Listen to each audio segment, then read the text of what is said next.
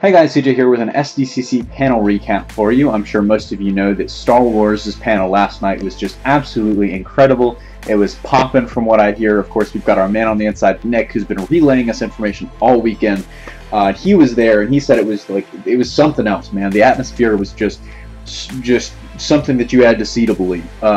And I'm sure most of you by now have heard about the behind-the-scenes footage video, but in case you missed anything from the panel, in case you missed it, this is an in case you missed it video, we've got a quick panel recap video for you here, so let's get started.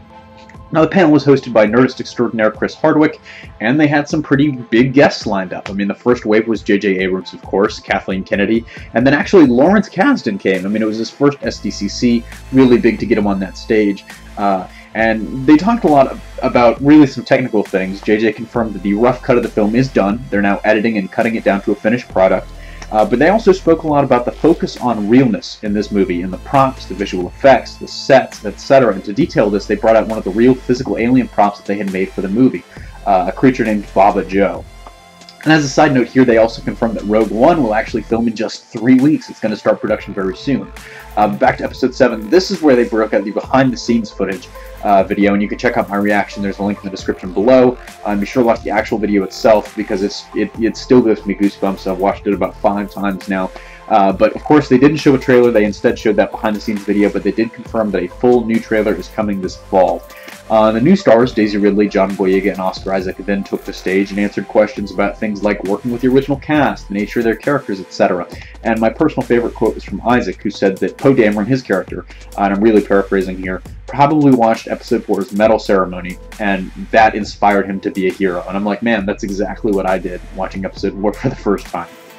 And then the villains of Episode 7 took the stage. Adam Driver, Gwendolyn Christie, and Domhnall Gleeson all fielded questions about their characters, which in and of itself was something of a spoiler in regards to the fact that Domhnall's character, who we hadn't gotten any confirmation about yet, is in fact evil. Yes, he's on the side of the First Order, and is named General Hux, and he looks quite in command, to be honest. He kind of looks like a badass. He's not like one of these frumpy Imperial officers.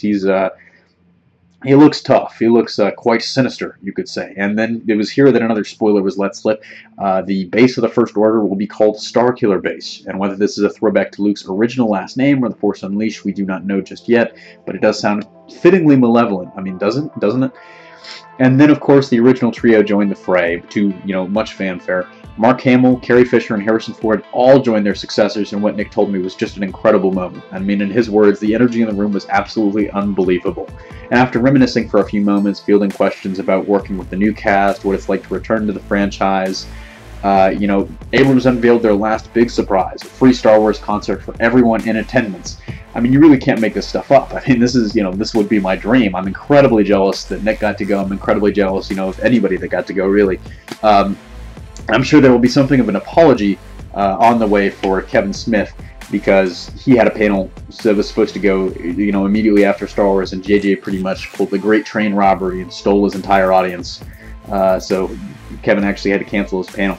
But yes, that about wraps it up from Star Wars at SDCC 2015. Go check out the behind-the-scenes video. It will get you more hype for the movie if you're not already at max hype. I don't think I've reached max hype yet.